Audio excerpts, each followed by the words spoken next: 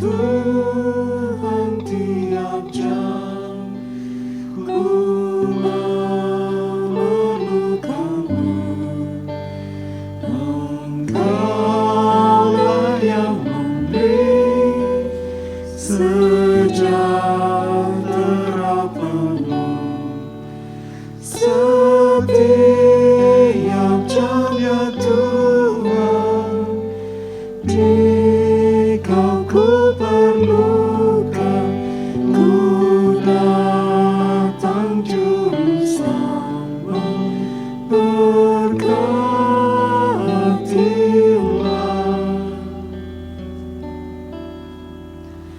ya Tuhan, tiap jam ajarkan maksud-Mu. Beri janji-Mu benar di dalam hidupku. Setiap jam, ya Tuhan, jika ku perlukan, ku datang juru selamat.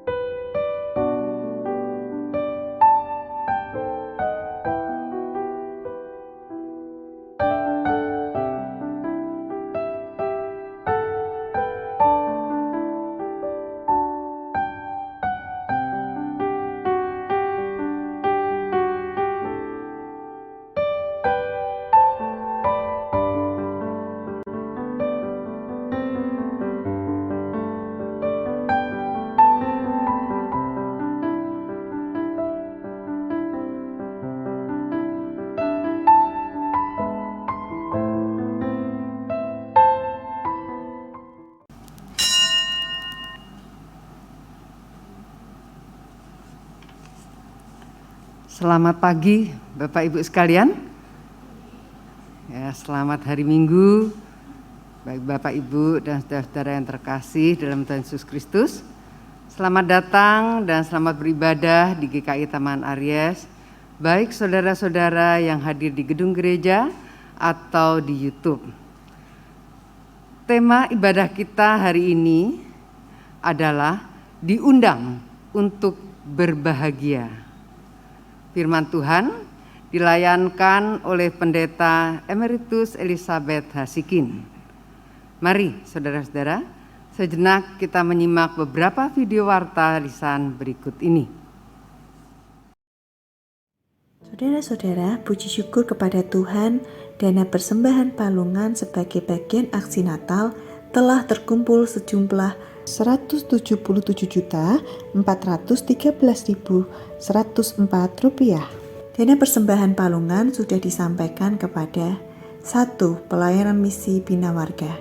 Panitia Natal menyerahkan secara simbolis kepada Bapak Pendeta Hendra Setia Prasaja di gereja pada saat kebaktian 1 pada tanggal 8 Januari 2023. 2. Yayasan Kaya PNTT. Persembahan diberikan dalam bentuk dana dan sebagian di dalam bentuk beras. Penyerahan secara simbolis dilakukan secara online pada saat rapat PMC 15 Januari 2023. 3. Yayasan Kirasa. Panitia Natal melakukan kunjungan langsung ke Yayasan Kirasa yang bertempat di Bekasi pada hari Sabtu tanggal 14 Januari 2023. 4. Poliklinik Karya Kasih GKI Taman Aries untuk dana renovasi. Kiranya persembahan ini menjadi berkat bagi yang menerima dan nama Tuhan kita Yesus Kristus tetap dipermuliakan. Tuhan memberkati.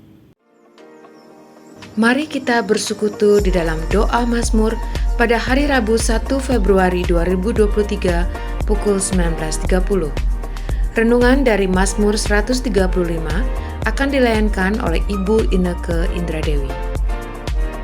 Mari, Bapak Ibu, Oma Opa, kita bersekutu di dalam rindu, riang dalam usia indah yang diadakan pada hari Jumat tanggal 3 Februari 2023 pukul 10 pagi dengan tema Cinta Agape, Sebuah Keberanian. Firman Tuhan akan dilayankan oleh Pendeta Adi Sosilia Patriabara dari GKI Kafling Polri. Mari kita saling menguatkan di dalam sapaan doa setiap Sabtu pertama dan ketiga jam 7 pagi yang dapat diikuti secara tatap muka di gedung gereja. Berikut ini disampaikan update proses renovasi Poliklinik Pratama Karya Kasih.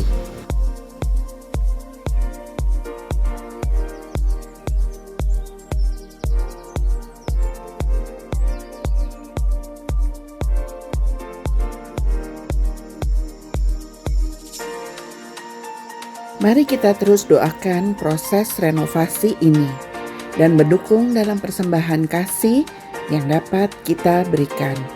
Total penerimaan hingga hari ini sebesar Rp187.245.348. Bagi umat yang berkenan memberikan persembahan secara online dapat menambahkan kode unik 012. Tuhan Yesus memberkati.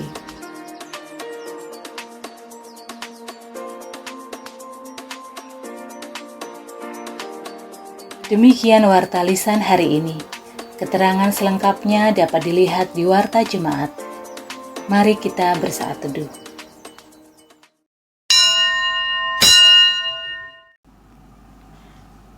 Selamat hari Minggu bagi kita semua yang dengan penuh kerinduan dan sukacita datang untuk beribadah dan berbakti kepadanya.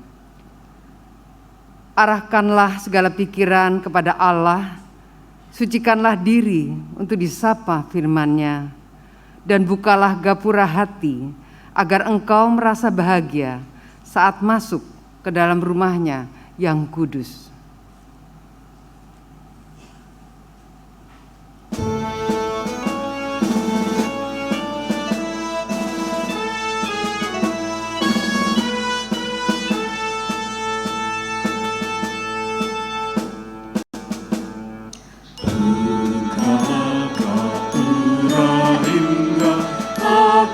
Masuk rumahmu, agar aku bahagia, jiwaku dalam teduh, dan ku pandang wajahmu dalam cahaya mulia.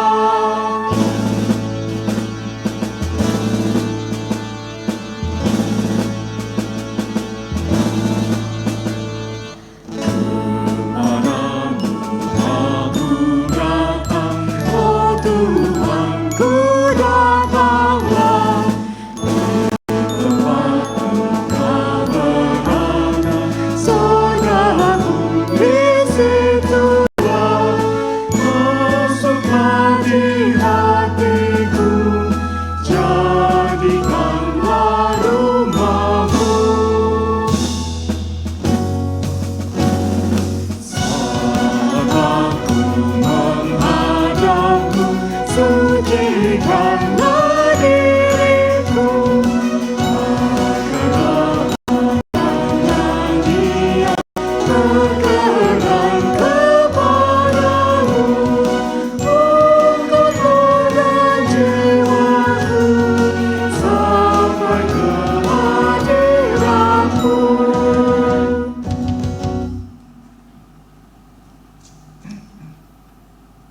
Umat yang dikasih oleh Tuhan, kita meyakini ibadah ini berlangsung karena pertolongan kita adalah di dalam nama Tuhan yang menjadikan langit dan bumi.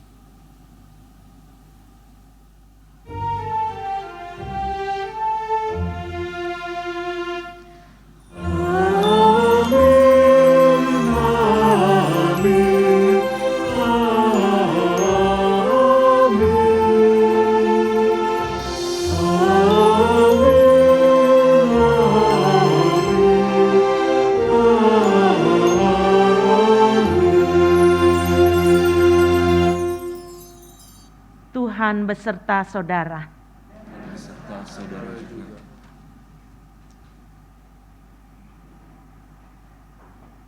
Umat yang terkasih yang mengikuti ibadah di tempat ini maupun melalui YouTube, sebagai manusia yang hidup di dunia, siapa sih yang tidak ingin berbahagia?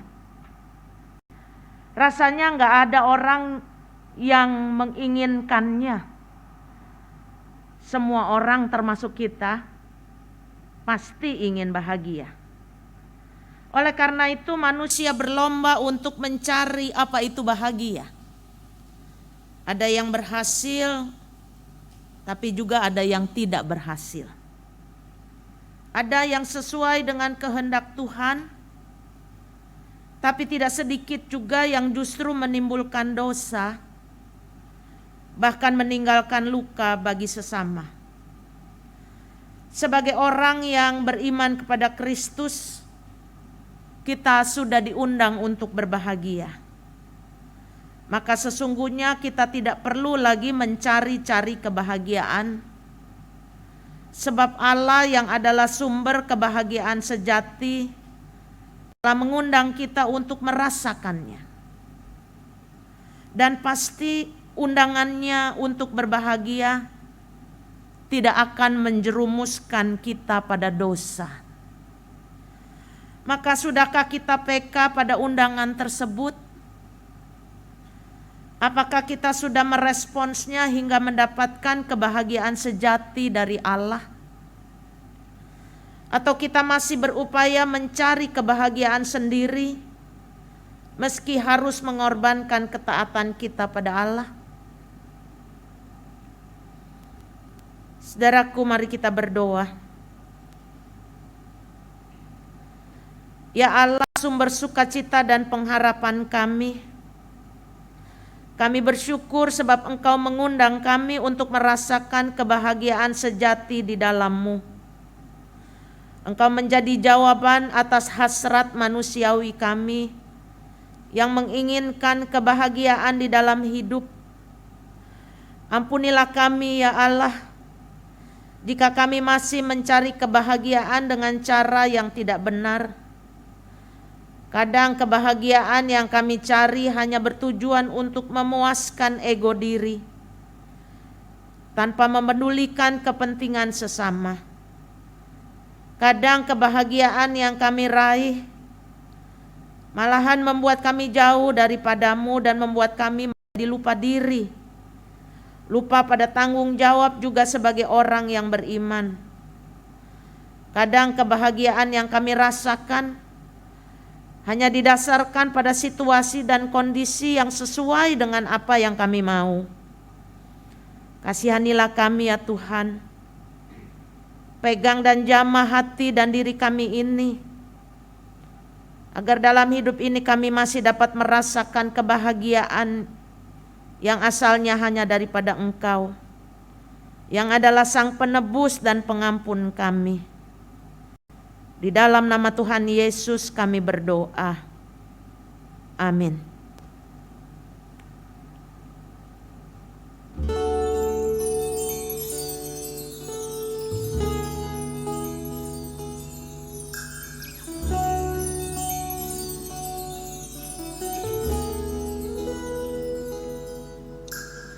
Jikalau Tuhan tidak menebusku dan Tuhan tidak mengampuniku, hidupku berbahaya.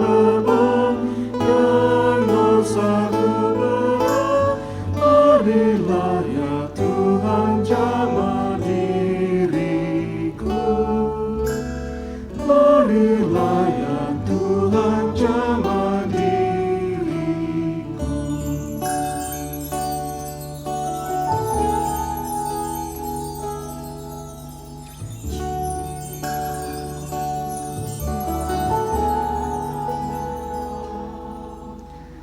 Jikalau Tuhan datang menolongku, dan Tuhan jaga hamba-Mu terus, hidupku damailah, dosa terhapuslah. Berilah ya Tuhan aku hamba-Mu. Berilah ya Tuhan aku hamba-Mu.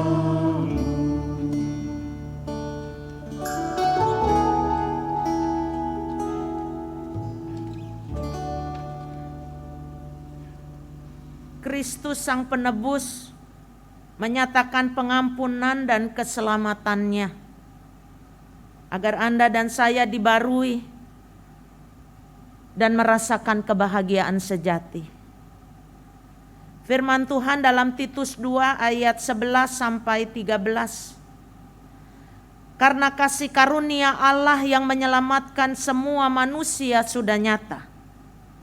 Ia mendidik kita supaya kita meninggalkan kefasikan dan keinginan-keinginan duniawi. Dan supaya kita hidup bijaksana, adil, dan beribadah di dalam dunia sekarang ini. Dengan menantikan penggenapan pengharapan kita yang penuh bahagia. Dan penyataan kemuliaan Allah yang maha besar dan juru selamat kita Yesus Kristus. Di dalam Kristus engkau telah diampuni. Damai Kristus bagimu.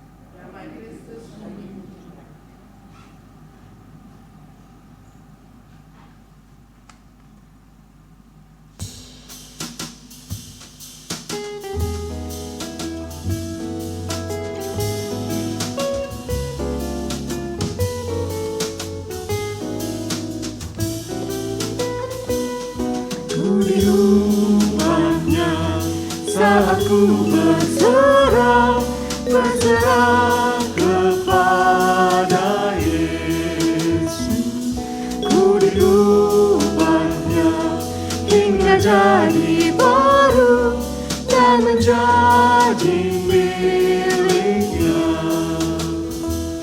Kegemaran lama telah lenyap dan yang baru lebih berkenan. Ku diubahnya saat ku berserah dan menjadi miliknya.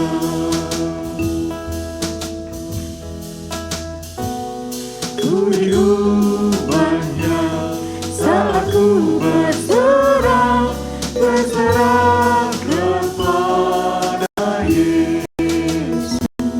Ku diubahnya hingga jadi baru dan menjadi miliknya. Kegemaran lama telah lenyap dan yang baru lebih berkenan. Ku diubahnya saat ku berserah dan menjadi miliknya.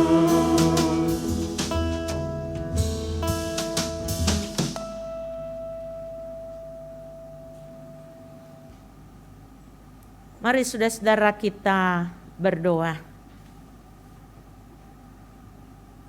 Kami bersyukur Tuhan, Engkau selalu mengerti dan paham apa yang kami butuhkan. Walaupun kami seringkali gagal paham untuk apa yang Engkau kehendaki. Dan hari ini kami mau lebih paham lagi apa yang Engkau kehendaki. Lewat firman yang akan kami baca bersama. dan perenungan yang akan kami lakukan bersama. Karena itu mari bantu kami ya Roh Kudus. Dalam hikmat-Mu biarlah kami diberikan kemampuan untuk menemukan kebenaran di dalamnya. Urapilah para pelayan-Mu yang akan membacakannya, mendaraskannya dalam mazmur pujian, juga hamba yang akan berkhotbah. Supaya kuasa firman itu menjadi nyata di hidup kami. Karena kami tidak betah hanya menjadi pendengar firman yang setia, melainkan kami rindu untuk mengalami kuasa firman yang mengubah hidup kami. Dan kami boleh menjadi pelaku-pelaku firman-Mu. Kami percaya itu semua hanya dimungkinkan kalau Roh Kudus yang membantu kami. Dengarlah doa kami. Sebab doa ini hanya kami panjatkan di dalam nama Tuhan kami Yesus Kristus. Amin. Mika 6 ayat pertama sampai dengan ke-8. Pengaduan, tuntutan, dan hukuman Tuhan terhadap umat-Nya.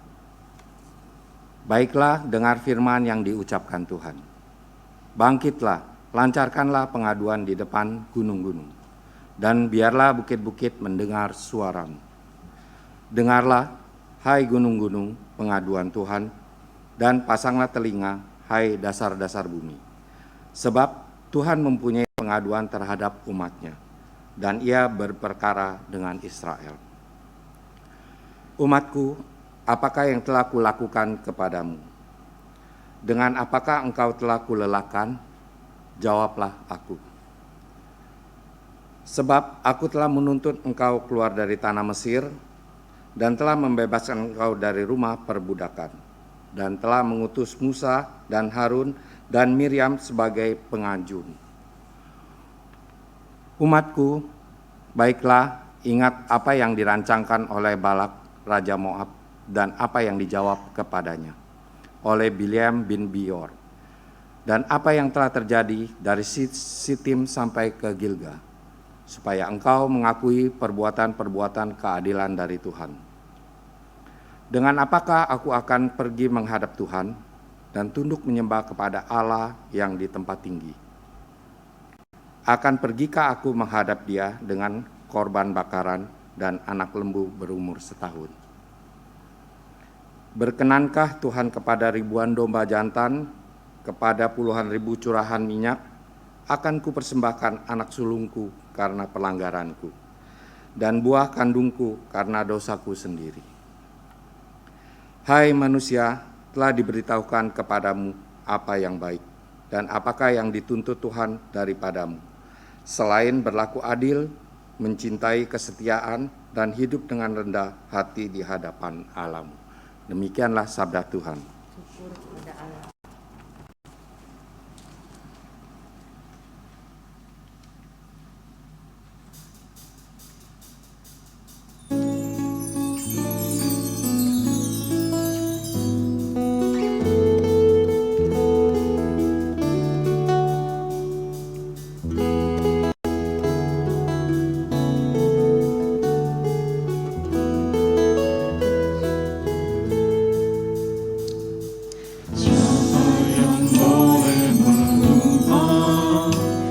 Masuk dalam rumah-Mu ya Tuhan.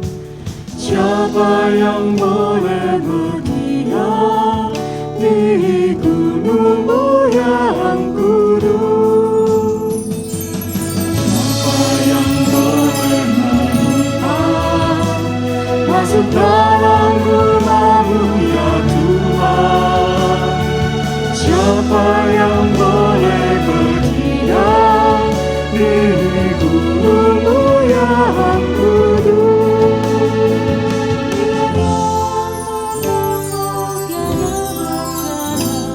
Yang melakukan apa yang adil, yang dengan segenap hati berkata benar,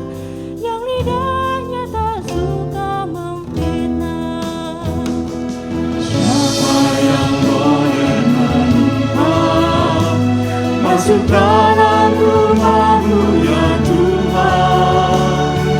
Siapa yang boleh berdiam di gunung-Mu yang kudus? Jangan sejahat terhadap teman, tak menuduh bersalah tetangganya, tak menukung yang hidup di dalam celah, tapi muliakan yang takut Tuhan. Siapa yang boleh menumpang masuk dalam rumah-Mu ya Tuhan?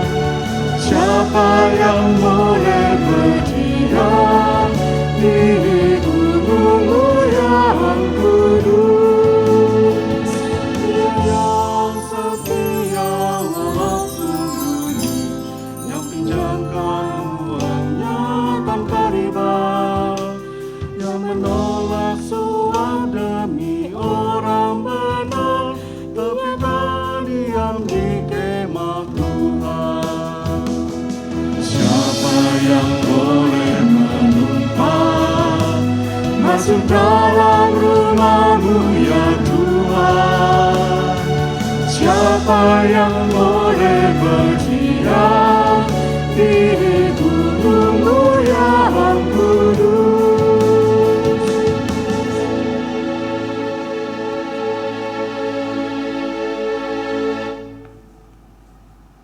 Bacaan kedua dari surat 1 Korintus 1 ayat 18 sampai dengan 31. 1 Korintus 1 ayat 18 sampai dengan 31. Hikmat Allah dan hikmat manusia. Sebab pemberitaan tentang salib memang adalah kebodohan bagi mereka yang akan binasa, tetapi bagi kita yang diselamatkan, pemberitaan itu adalah kekuatan Allah. Karena ada tertulis, Aku akan membinasakan hikmat orang-orang berhikmat, dan kearifan orang-orang bijak akan kulenyapkan. Di manakah orang berhikmat? Di manakah ahli Taurat? Di manakah pembantah dari dunia ini? Bukankah Allah telah membuat hikmat dunia ini menjadi kebodohan? Oleh karena dunia dalam hikmat Allah tidak mengenal Allah oleh hikmatnya, maka Allah berkenan menyelamatkan mereka yang percaya oleh kebodohan pemberitaan Injil. Orang-orang Yahudi menghendaki tanda, dan orang-orang Yunani mencari hikmat, tetapi kami memberitakan Kristus yang disalibkan. Untuk orang-orang Yahudi suatu batu sandungan, dan untuk orang-orang bukan Yahudi suatu kebodohan, tetapi untuk mereka yang dipanggil, baik orang Yahudi maupun orang bukan Yahudi, Kristus adalah kekuatan Allah dan hikmat Allah. Sebab yang bodoh dari Allah lebih besar hikmatnya daripada manusia yang lemah, dan yang lemah dari Allah lebih kuat daripada manusia. Ingat saja, saudara-saudara, bagaimana keadaan kamu ketika kamu dipanggil. Menurut ukuran manusia, tidak banyak orang bijak, tidak banyak orang berpengaruh, tidak banyak orang terpandang. Tetapi apa yang bodoh bagi dunia dipilih Allah untuk memalukan orang-orang yang berhikmat, dan apa yang lemah bagi dunia dipilih Allah untuk memalukan apa yang kuat. Dan apa yang tidak terpandang dan yang hina bagi dunia dipilih Allah, bahkan apa yang tidak berarti dipilih Allah untuk meniadakan apa yang berarti, supaya jangan ada seorang manusia pun yang memegahkan diri di hadapan Allah. Tetapi oleh Dia, kamu berada di dalam Kristus Yesus, dan oleh Allah telah menjadi hikmat bagi kita. Ia membenarkan dan menguduskan dan menebus kita.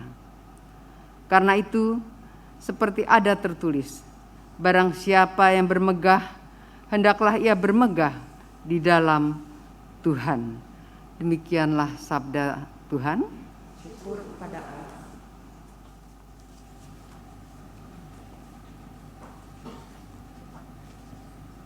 Pembacaan Injil Tuhan kita Yesus Kristus hari ini diambil dari Injil Matius, pasalnya yang kelima, ayatnya yang pertama sampai ayatnya yang ke-12. Demikianlah Injil Tuhan kita Yesus Kristus dalam Matius 5 ayat 1 sampai 12. Ketika Yesus melihat orang banyak itu, naiklah ia ke atas bukit, dan setelah ia duduk, datanglah murid-muridnya kepadanya. Maka Yesus pun mulai berbicara dan mengajar mereka, katanya, "Berbahagialah orang yang miskin di hadapan Allah, karena merekalah yang empunya kerajaan sorga. Berbahagialah orang yang berduka cita, karena mereka akan dihibur. Berbahagialah orang yang lemah lembut, karena mereka akan memiliki bumi. Berbahagialah orang yang lapar dan haus akan kebenaran, karena mereka akan dipuaskan. Berbahagialah orang yang murah hatinya, karena mereka akan beroleh kemurahan. Berbahagialah orang yang suci hatinya, karena mereka akan melihat Allah. Berbahagialah orang yang membawa damai, karena mereka akan disebut anak-anak Allah. Berbahagialah orang yang dianiaya oleh sebab kebenaran, karena merekalah yang empunya kerajaan sorga. Berbahagialah kamu, jika karena aku kamu dicela dan dianiaya, dan kepadamu difitnahkan segala yang jahat. Bersukacita dan bergembiralah, karena upahmu besar di sorga, sebab demikian juga telah dianiaya nabi-nabi yang sebelum kamu." Demikianlah Injil Tuhan kita Yesus Kristus.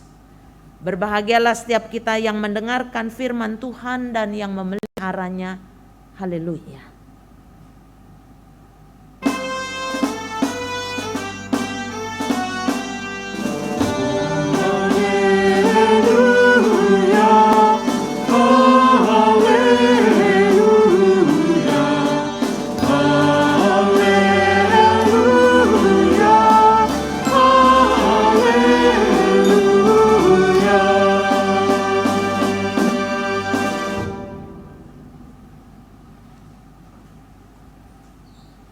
Umat yang dikasih oleh Tuhan yang hadir di tempat ini maupun yang mengikuti ibadah lewat YouTube, salam sehat, dan satu lagi, semangat.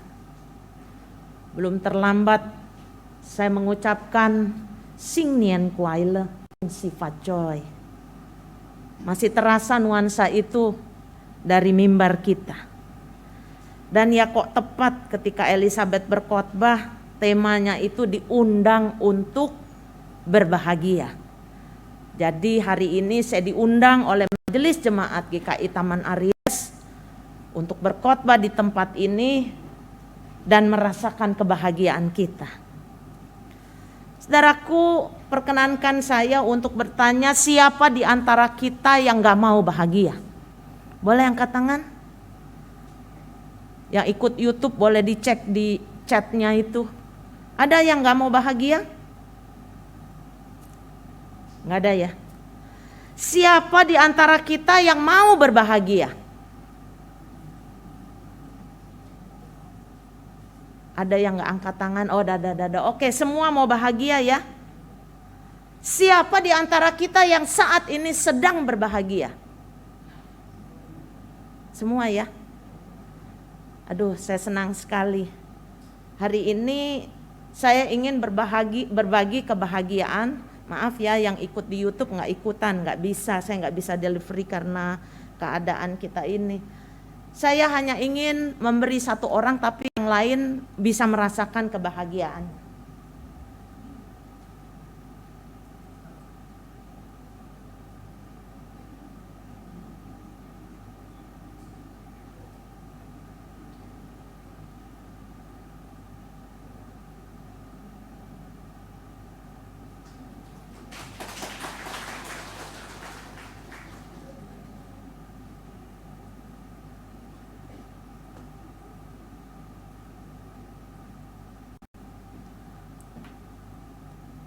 Saudara-saudaraku, kita semua ingin berbahagia.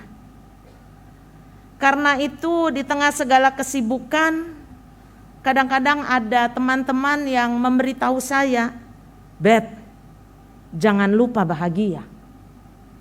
Maklum udah emeritus, jadi suka banyak lupanya. Dan kawan sekolah saya bilang, jangan lupa bahagia. Saudara-saudara, hari ini Tuhan mengundang kita. Jadi kalau diundang itu pasti spesial ya saudara.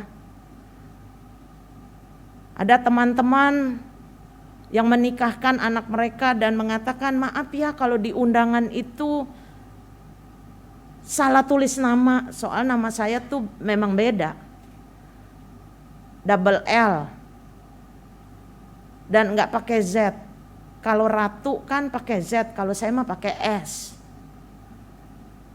Jadi pernah sekali waktu ada yang kasih L-nya cuma satu, maaf ya. Gitu. Ada yang ganti pakai Z, maaf ya. Saya bilang nggak apa-apa, ini mama saya sengaja ini kasih nama begini. Mengapa? Soalnya zaman-zaman saya lahir itu nama Ratu itu begitu terkenal. Tapi belakangan ini nama Elizabeth ada di mana-mana. Mulai dari nama Ratu sampai nama es cendol ada Elizabeth. Jadi mereka mengatakan kalau diundang ada salah nama, minta maaf. Ya pendeta ya harus ya, nggak apa-apa kok gitu. Saudara, undangan Tuhan ini disampaikan ketika Tuhan sedang berkhotbah. Kita mengenal khotbahnya itu sebagai khotbah di bukit.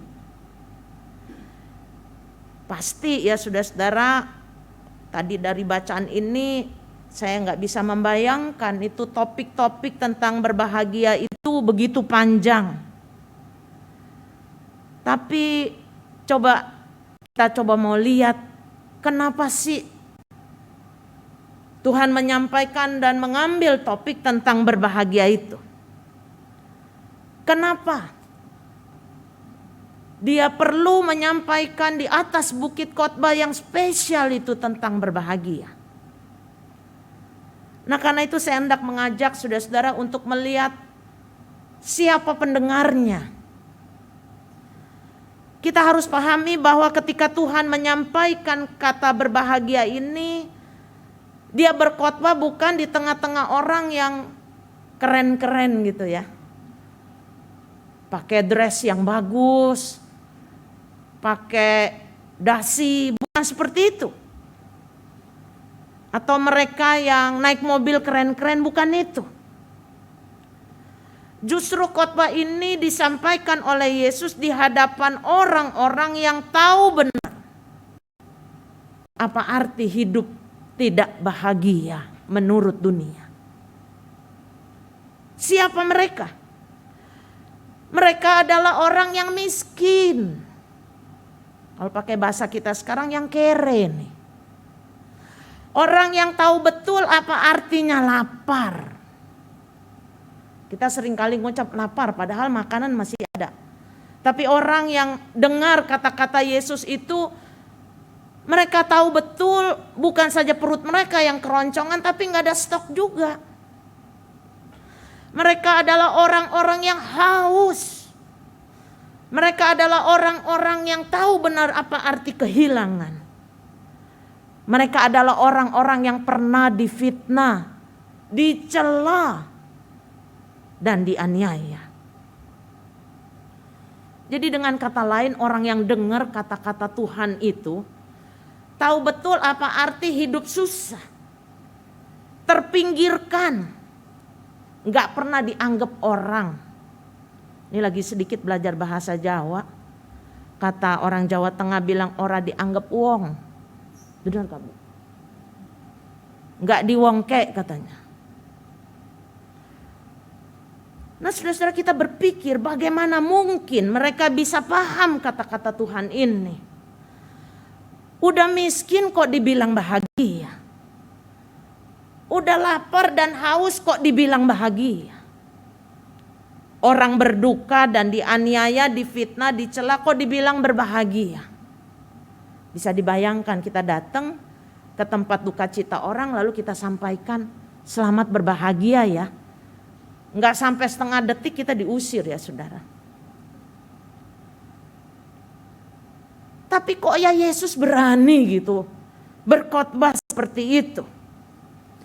Apa enggak salah tuh berkhotbah di tengah orang yang tidak berbahagia tapi dianggap berbahagia.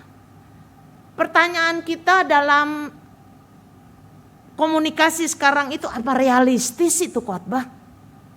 Enggak membumi itu. Nah karena itu supaya kita enggak gagal paham, yuk kita mau cari apa arti bahagia itu. Karena ternyata itu merupakan undangan dari Tuhan. Saudaraku, saya coba ngecek di Kamus Bahasa Indonesia bahagia itu apa. Karena waktu kita terbatas jadi saya mengurangi dialog kita ya. Bahagia yang saya temukan dalam kamus itu adalah keadaan atau perasaan senang. Kayak lagu anak kecil kan. Di sini senang, di sana senang. Nah itu. Bahagia itu jauh dari kesusahan. Tentrem. Hatinya tentram. Ini bahasa eyang-eyang tuh suka gitu. Yang penting kita tuh tentram. Gitu. Bahagia itu artinya beruntung. Nah pertanyaannya adalah, apakah ada orang yang benar-benar tentrem? Apakah ada orang yang dalam hidupnya berada dalam suasana senang terus? Ada saudara. Suatu kali saya sedang mengajar di sekolah TK ya balita, bawah 5 tahun. Ceritanya ngajarin nyanyi, di sini senang gitu ya, di sana senang. Biasanya begitu kan, waktu saya kecil diajarnya begitu. Tapi ternyata anak TK sekarang itu jujur banget. Waktu saya bilang, di sini senang, di sana, ada yang jawab, enggak.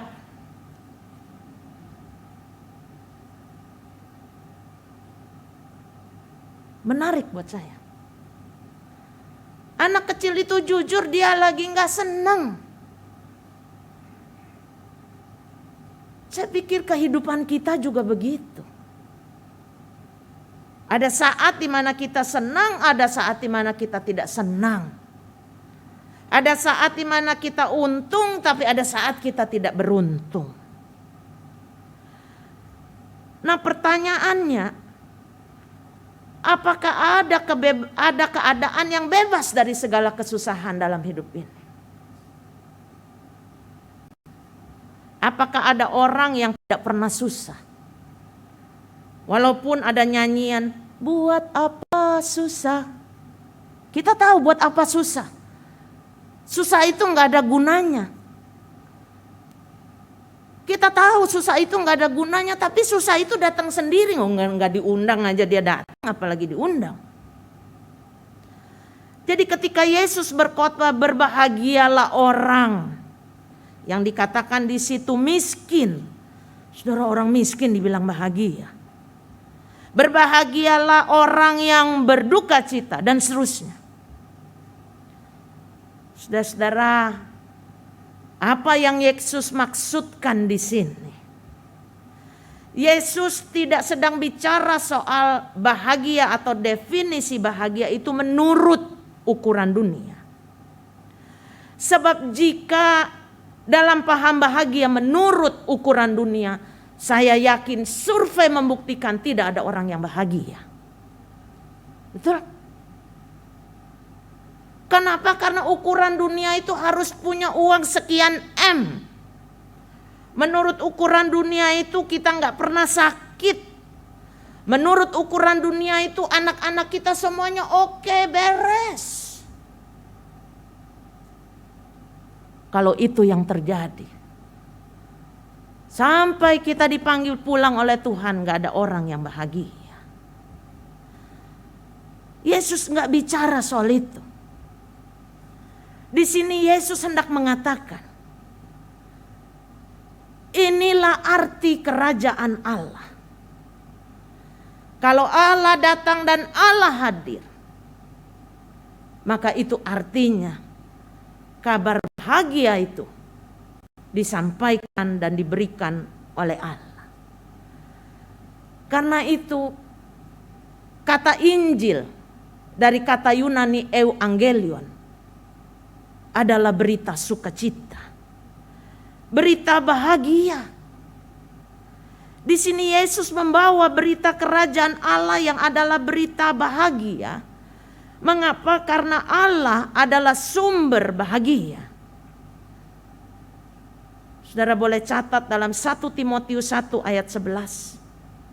1 Timotius 1 ayat 11, Rasul Paulus mengatakan yang berdasarkan Injil dari Allah yang maha mulia, dan satu lagi maha bahagia.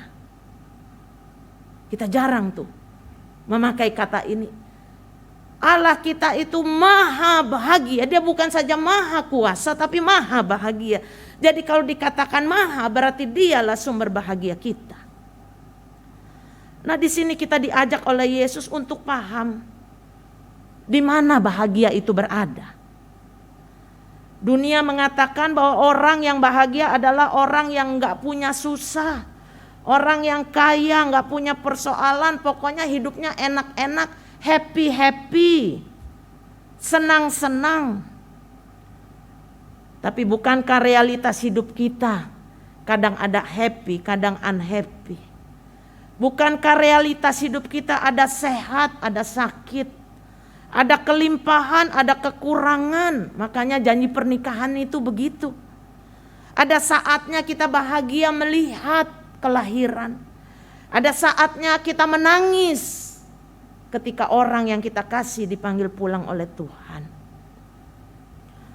Saudara-saudaraku, dunia katakan jadi kaya dulu baru bahagia. Jadi sultan dalam tanda petik, yang suka pamer-pamer rumahnya 1 T gitu, baru bahagia. Dunia katakan kalau kita punya itu baru bahagia. Saudara-saudaraku, dalam kenyataannya orang bisa saja punya rumah yang besar, kamarnya banyak, fasilitasnya seperti hotel, tempat tidurnya yang terbaik, AC-nya yang paling oke. Pertanyaannya, apakah ada yang bisa beli tidur yang nyenyak?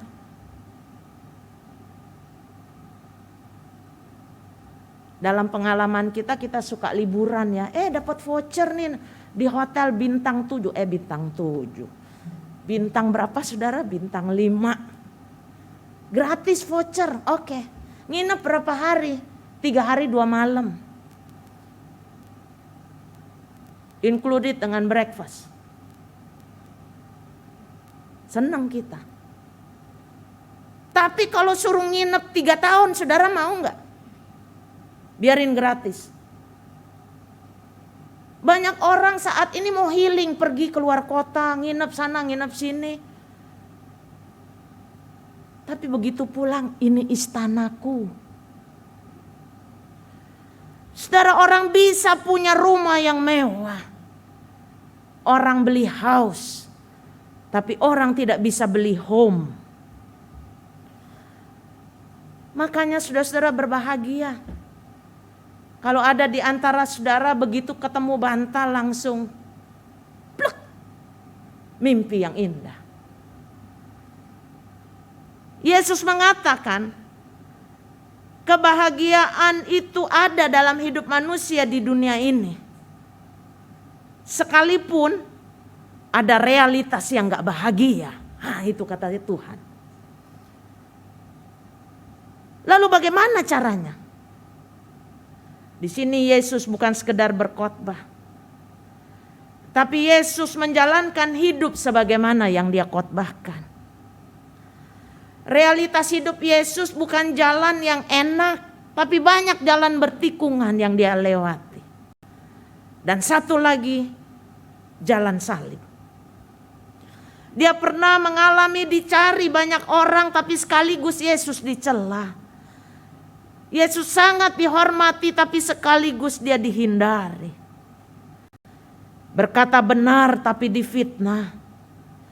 Bahkan Yesus mengatakan bahwa serigala punya liang, burung punya sarang, tapi anak manusia tidak punya tempat untuk meletakkan kepala.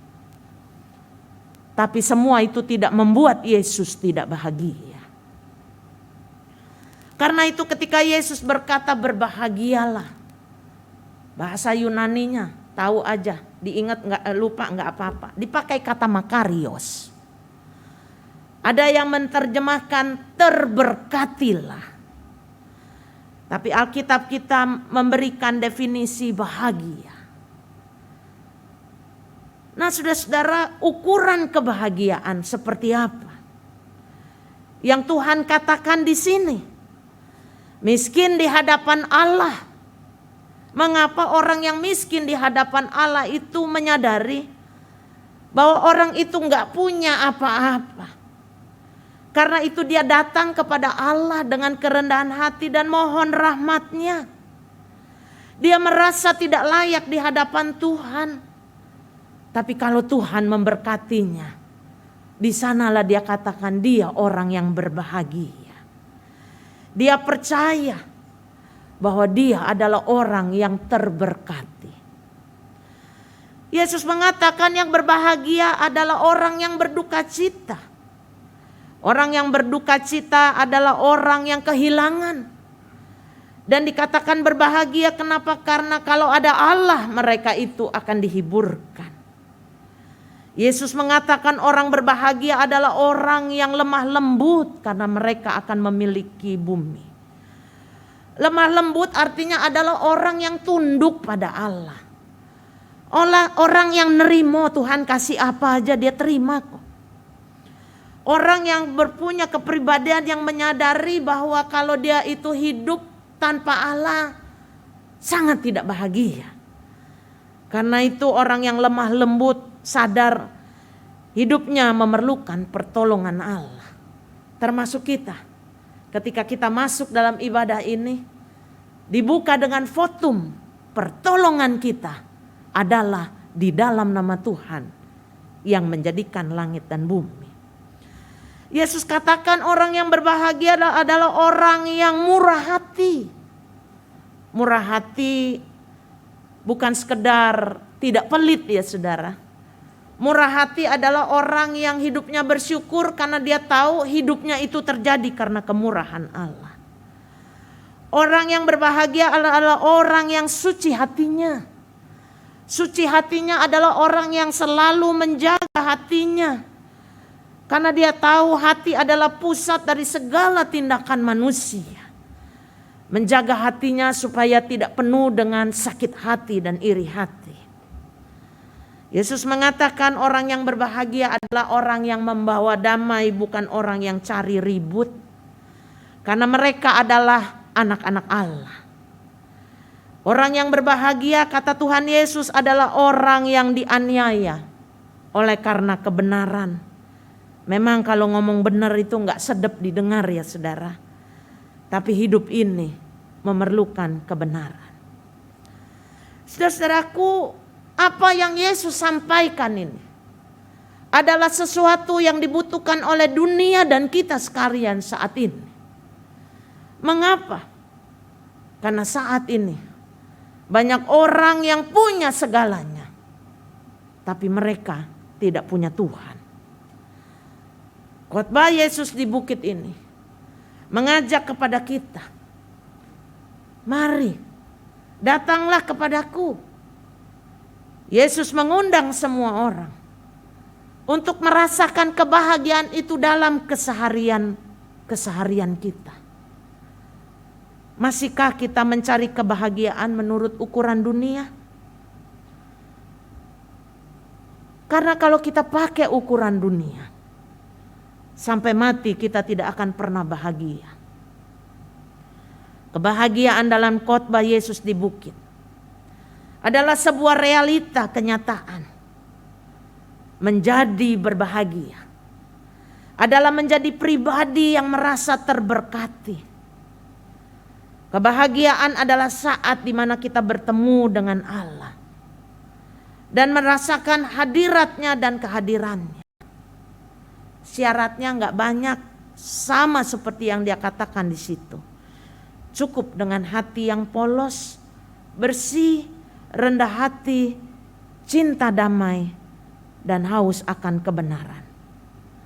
Sekalipun realitas kita tidak semua orang kaya, tapi semua orang pasti akan mengalami menjadi orang kaya karena dia memiliki Allah, sumber kekayaan. Saudara-saudara yang dikasihi oleh Tuhan, jika dia hadir maka kita menjadi orang yang berbahagia. Kita menjadi orang yang terberkati. Kita tidak pernah dipengaruhi oleh apapun keadaan kita. Karena kita tahu apa yang kita miliki ini fana. Sehingga kalau semua itu hilang, kita hanya berseru, jangan satu-satunya itu hilang dalam hidup kita adalah kasih Tuhan. Saudaraku, inilah yang menginspirasi seorang perempuan yang sebetulnya waktu dia lahir dia nggak buta. Tapi karena waktu itu tidak ada penanganan medis yang baik, dia menjadi buta seumur hidup. Namanya Fanny Jane Crosby. Nanti lagunya kita nyanyikan ada dalam Kidung Jemaat 396. Fanny Jane Crosby tidak bisa melihat. Tapi sejarah gereja mencatatkan nyanyian-nyanyian yang dikarangnya itu lebih kurang 8.000 yang menunjukkan bagaimana sungguh dia adalah orang yang berbahagia. Bagaimana mungkin orang yang tidak bisa melihat bisa nyanyi dan mengarang lagu. Ku berbahagia, yakin teguh. Kenapa dia bahagia? Dia katakan, Yesus abadi, abadi kepunyaanku. Aku warisnya karena dia adalah anak Allah. Ku ditebus ciptaan baru, Roh Kudus. Pada bagian refrennya indah sekali. Aku bernyanyi bahagia. Saudara, kalau nyanyi itu mesti bahagia. Banyak, ya maaf supaya saya juga harus mengingatkan, banyak anak-anak Tuhan. Karena saya orang GKI jadi saya juga mengkritik diri saya sendiri. Orang-orang GKI itu nyanyi kadang-kadang kurang bahagia. Kantoria tuh tadi sampai 4 itu. Saya mau katakan mana ekspresinya? Ya iklan jadinya. Orang bahagia itu terekspresikan.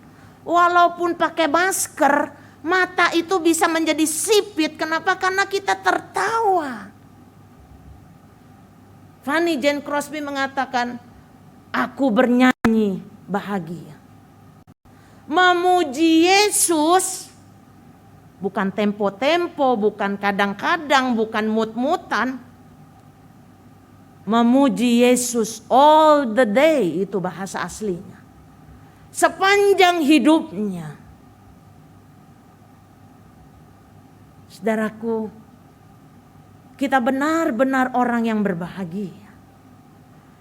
Dalam ibadah kita pun bahagia. Dibuka dengan votum pertolongan kita. Ketika Injil dibacakan, pendeta bilang apa? Berbahagialah orang yang mendengar firman Tuhan dan yang memeliharanya. Saudara kan yang jawab haleluya. Tapi banyak orang jadi halelupa. Kata haleluya itu menunjukkan sungguh dan benar. Karena itu pesan dari teman saya sampaikan kepada Anda yang mengikuti ibadah di YouTube dan di sini. Jangan lupa bahagia ya. Kenapa? Karena kita punya Tuhan yang adalah sumber bahagia kita dan mengundang kita untuk berbahagia. Tuhan memberkati kita. Amin.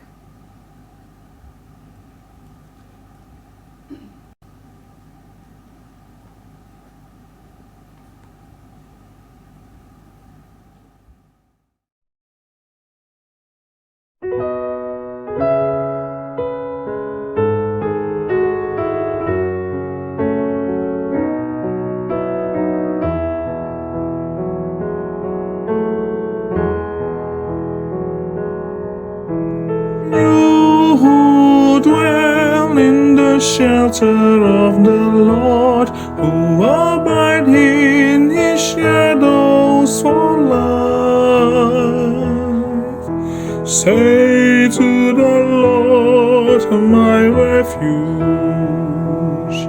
my rock, in whom I trust, and he will raise you up on eagle's wings, bear you on the breath of dawn, make you to shine like the sun, and hold you in the palm of his hand. The snare of the fowler will never capture you, and famine will bring you no fear. Under his wings your refuge, his faithfulness your shield, and he will raise you up on eagle's wings, bear you on the breath of dawn, make you to shine like the sun, and hold you in the palm of his hand.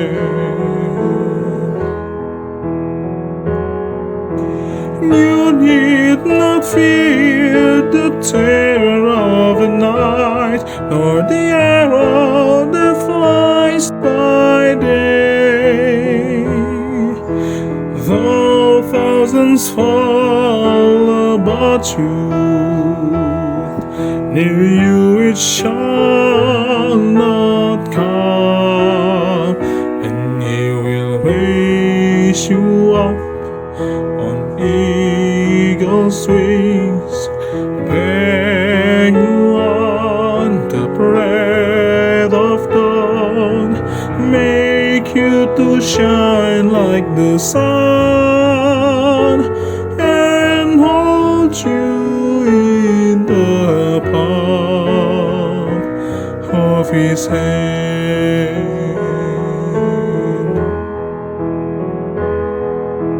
For to his angels he's given a command to guide you in all of your ways. Upon them they will bear you up, lest you dash your foot against a stone, and he will raise you up on eagle's wings, bear you on the breath of dawn, make you to shine like the sun, and hold you in the palm of his hand.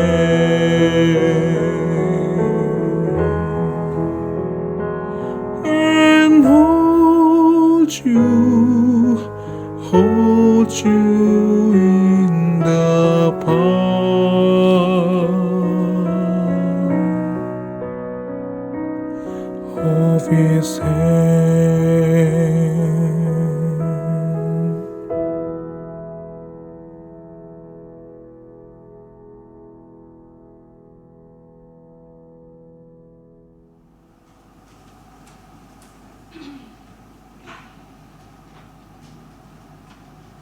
marilah kita bersama dengan umat Allah di masa lalu, masa kini, dan masa depan mengingat janji baptisan kita dengan mengikrarkan pengakuan iman rasuli.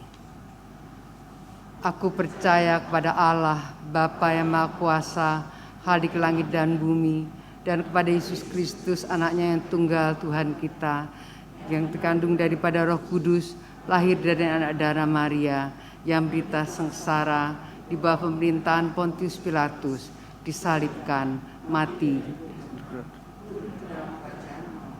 Pada hari yang ketiga, bangkit pula dari antara orang mati, naik ke surga, duduk di sebelah kanan Allah, Bapa yang Maha Kuasa, dan dari sana ia akan datang untuk menghakimi orang yang hidup dan yang mati. Aku percaya kepada Gereja yang kudus dan am, persekutuan orang kudus, pengampunan dosa, kebangkitan orang mati, dan hidup yang kekal. Amin.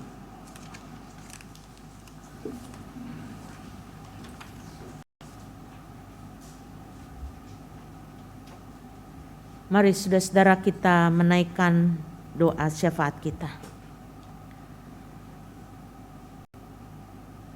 Terpujilah Engkau ya Allah Bapa kami yang baik, yang selalu baik dalam keadaan apapun, sekalipun seringkali kami merasa hidup kami tidak sedang baik-baik saja. Tapi tidak pernah mengurangi kebaikan-Mu yang Engkau selalu berikan setiap pagi. Dan hari ini kebaikan-Mu kami rasakan ketika Engkau berkenan untuk mendengarkan doa kami. Pagi ini kami mau berdoa buat segenap situasi yang terjadi pasca pandemi COVID-19. Masyarakat kami membutuhkan penataan yang baru. Penataan dalam berelasi, dalam menjalankan hidup sehari-hari, bahkan dalam lingkungan pekerjaan. Kami percaya Tuhan yang ada di depan bangsa dan negara kami di tengah-tengah situasi ini tetap menjadi yang terdepan. Dan itulah yang kami minta. Sehingga dalam segenap perubahan yang sedang terjadi, Tuhan selalu mengawal. Berkatilah Bapak Presiden beserta dengan seluruh jajarannya. Sehingga apa yang baik yang telah dilakukan beliau tetap mendatangkan kebaikan buat negeri kami ini. Berdoa juga buat situasi persiapan pemilihan umum tahun 2024. Kiranya Engkau tetap menaungi negeri kami ini, bangsa kami ini, dengan hati yang tetap mengutamakan kesatuan negara Republik Indonesia. Kami percaya kalau Engkau telah memimpin lebih dari 70 tahun perjalanan negeri ini. Engkau tetap memimpin, menaungi kami dengan tiang awan dan tiang api. Sebagaimana Engkau telah mengawal Israel untuk masuk tanah perjanjian, Indonesia juga akan lebih maju lagi dalam kepemimpinan yang akan datang di tangan Tuhan.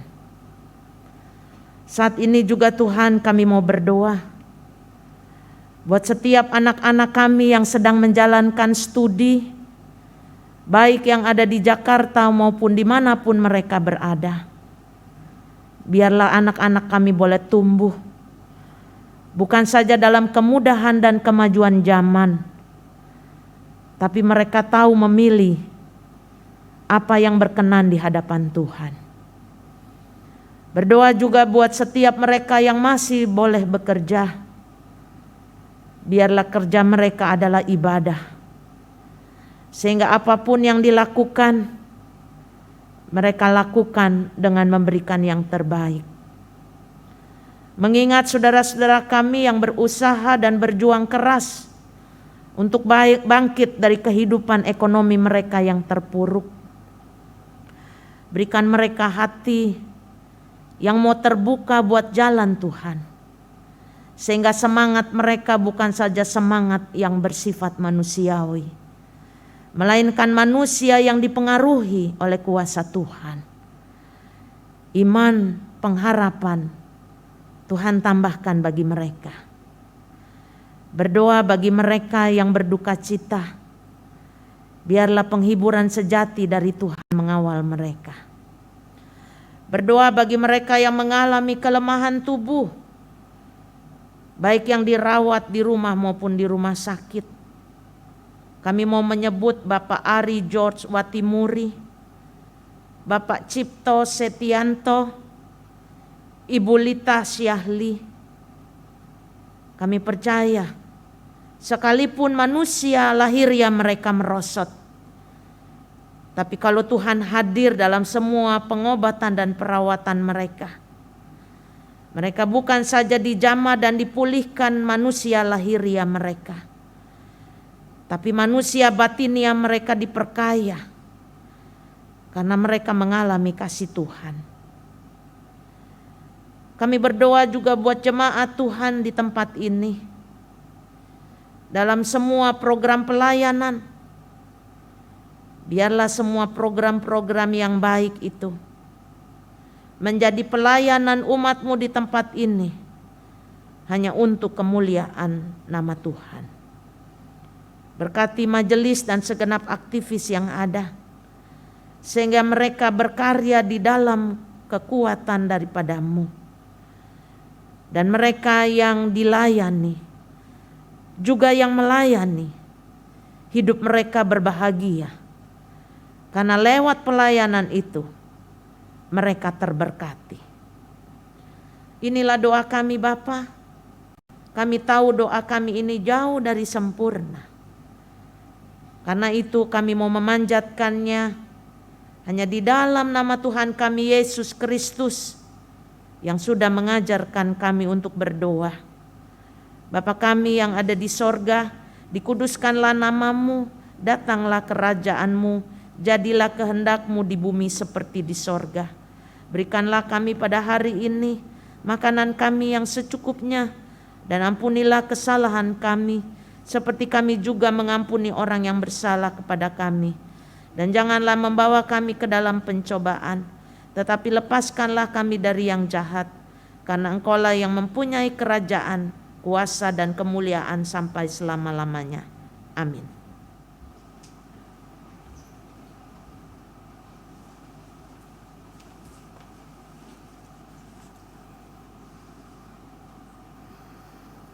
Marilah dengan sukacita kita bawa persembahan kepada Tuhan.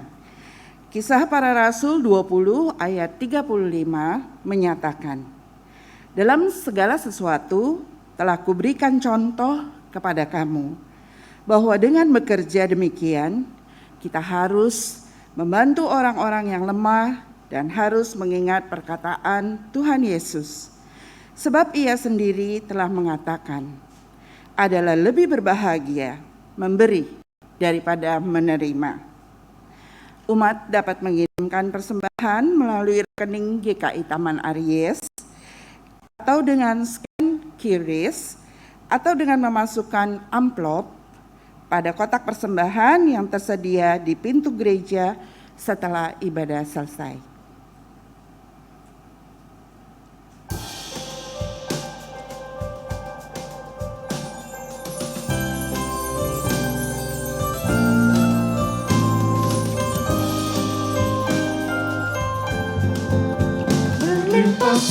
Sukacita di hatiku, di hatiku, di hatiku, melimpah sukacita di hatiku, tetap di hatiku.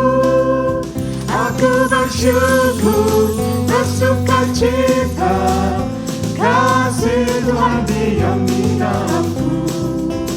Aku bersyukur, bersukacita, kasih Tuhan diam di dalamku.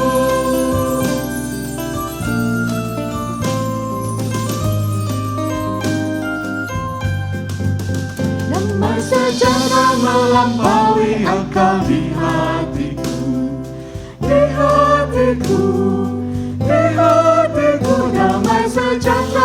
melampaui akal di hatiku, tetap di hatiku. Aku bersyukur, bersukacita, kasih Tuhan diam di dalamku. Aku bersyukur, bersukacita, kasih Tuhan diam di dalamku.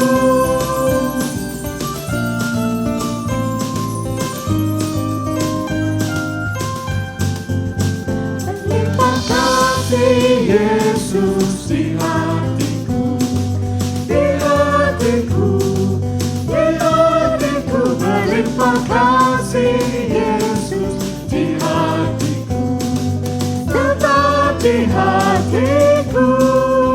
Aku bersyukur, bersukacita, kasih Tuhan diam di dalamku. Aku bersyukur, bersukacita, kasih Tuhan diam di dalamku.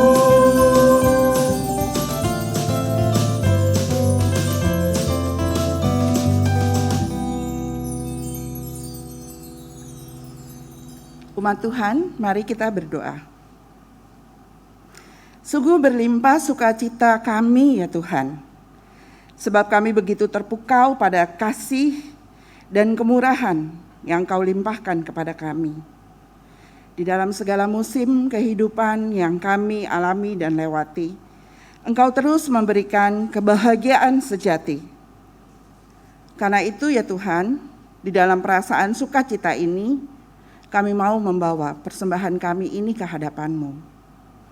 Kami berdoa agar persembahan ini dapat dikelola oleh majelis jemaat maupun badan pelayanan jemaat untuk meneruskan kemurahan Tuhan pada dunia ini. Sehingga setiap orang dan ciptaan Tuhan merasakan kebahagiaan oleh karena berkat penyertaan Tuhan yang selalu berlimpah di dalam kehidupan kami. Di dalam nama Tuhan Yesus, kami sudah berdoa dan bersyukur. Amin.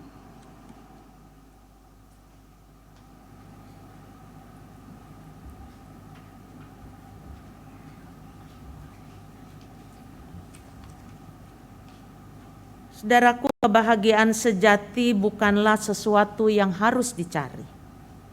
Kebahagiaan sejati itu berasalnya dari Allah. Maka dekatkanlah diri kita kepadanya dan yakin serta teguh melakukan kehendak-Nya. Maka di dalam segala musim kehidupan, kita mampu untuk selalu berseru, "Ku berbahagia."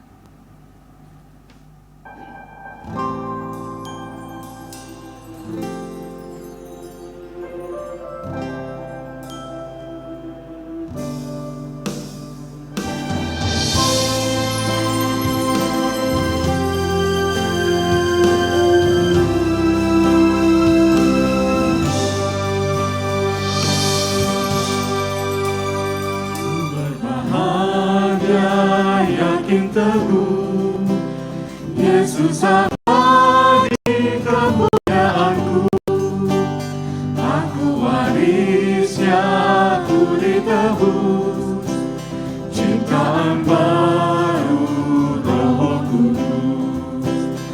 Aku bernyanyi bahagia, memuji Yesus selamanya. Aku bernyanyi bahagia, memuji Yesus selamanya. Pasal sempurna, nikmat penuh, surga surgawi melimpah-liku. Lagu malaikat amat merdu, kasih dan rahmat besertaku. Aku bernyanyi bahagia, memuji Yesus selamanya. Aku bernyanyi bahagia, memuji Yesus selamanya.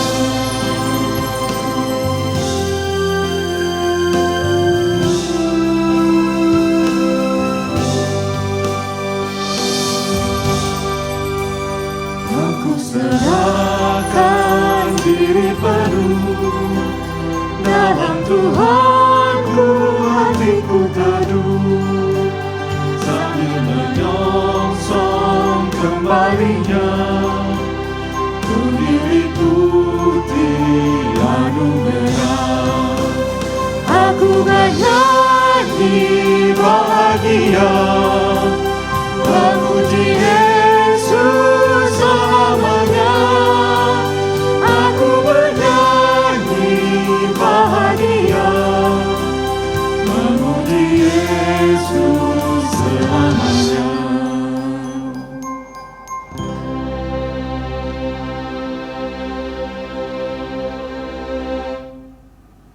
Arahkanlah hatimu kepada Tuhan.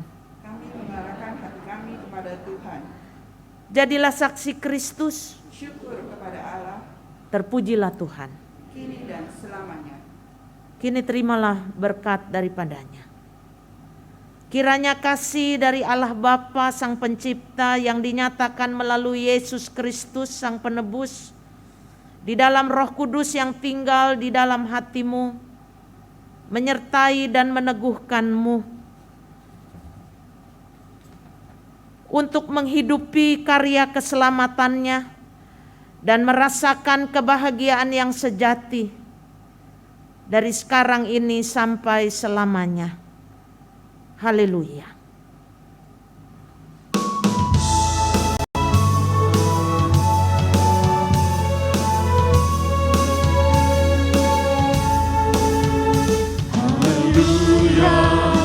Haleluya, haleluya, amin. Di setiap kata dan karyaku, haleluya, amin. Haleluya, haleluya, haleluya, amin. Di setiap kata dan karyaku, haleluya, amin.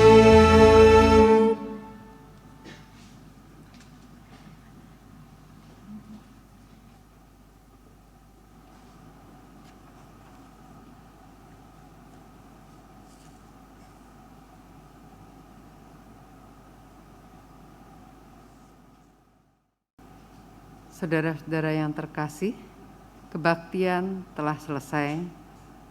Mari kita terapkan firman Tuhan yang kita terima hari ini dalam kehidupan kita masing-masing dan tetap percaya bahwa Tuhan menyertai kita. Terima kasih telah ibadah bersama dan selamat hari Minggu.